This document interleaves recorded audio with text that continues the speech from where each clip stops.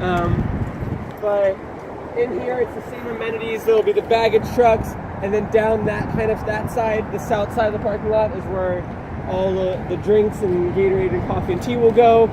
On this side of the fence, we'll have the bagels and power bars, therapy dogs, kind of the exact same. Every village, again, has the exact same stuff, just a different layout, basically, depending on the configuration of the parking lot.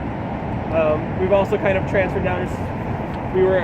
Blue was Coast Guard property, orange was the National Park Service property. We're actually now on Army Reserve property.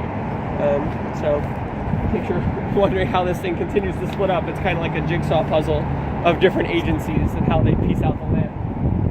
That big circus-like tent in the back is for Team for Kids, which, if you guys don't know, is our in-house charity.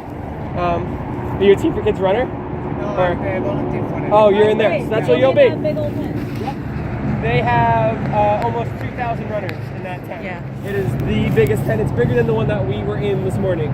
Wow. It is, which I think that one's pretty big that we were in this morning. That's the biggest tent on the property. Also coming in right here is going to be a tent for our athletes with disabilities. Actually, before Wave 1 starts, we have about 6 or 7 starts before that. It's a mix of our professional athletes and our athletes with disabilities that need a little bit more time to finish. So they're guides. There's a lot of hand cycle athletes, wheelchair athletes. They will all gather here in the morning, and then they take a separate route to get up to the bridge.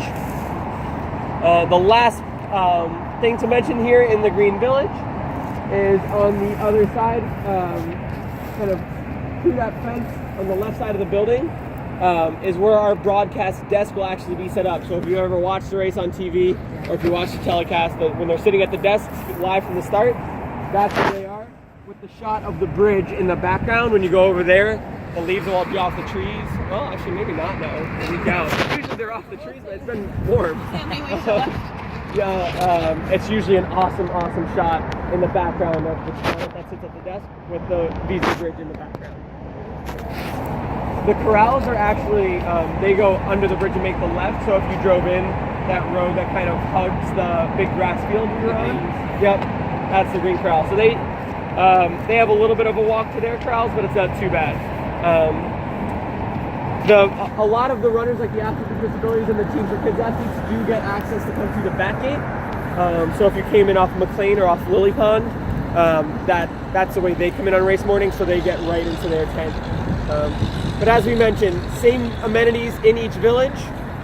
Any runner can grab bagels and coffee and anything from any village. That's all right.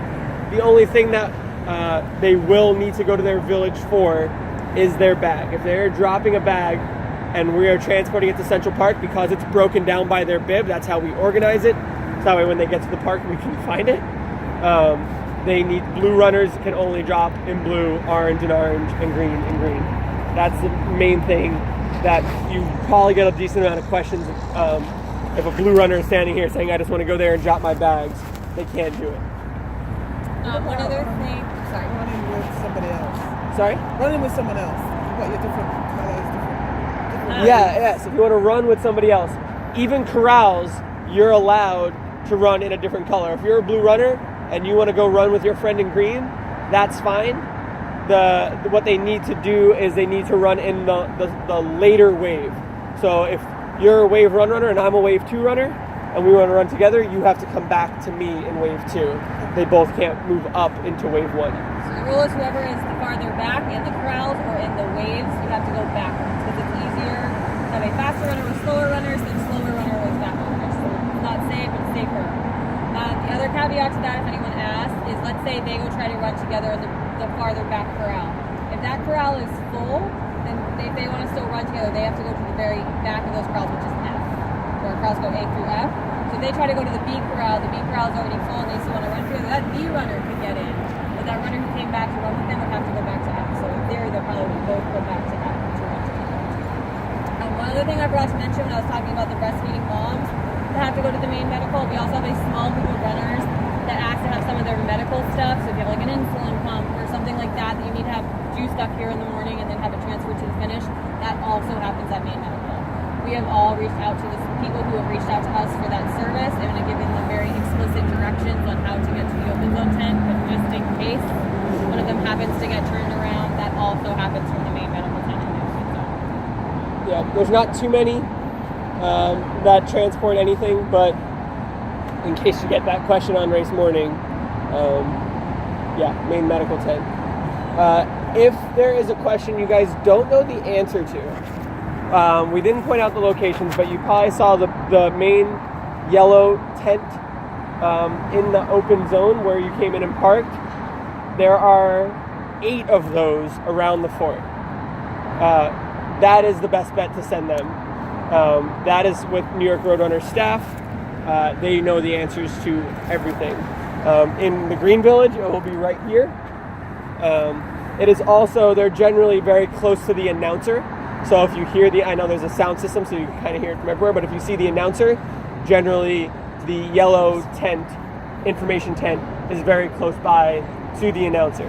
So That's one thing. All of those 8 tents will have the yellow tent tops. That's the only thing in the fort that has the yellow top are the information tents. So they're pretty easy to pick up. Yep. So any question you don't know the answer to, you're by no means expected to know the answer to everything. There's a lot that happens here. I barely know everything that happens here. Just as a review, where do we pick up our ID tags? So that's a all great going point. to happen at the back gate down the road over there. Yes. At that gate? Yeah, Yep. off McLean and Lily Pond. Okay. So you'll come in, you'll get your ID, you'll get breakfast, you'll get paired up with the rest of the village volunteers, and then your leader will walk you guys to your individual Excellent. villages. That's Yep. where we got lost last year. Yeah. Yeah. So yeah, make Thankfully sure for that you guys, you just need to walk down the street and look for this really big parking lot. Yeah, for green, you Yeah, guys are right here. the closest. You guys have the shortest Blue walk. runners or runners, Sorry. volunteers, you got a little bit farther of a walk.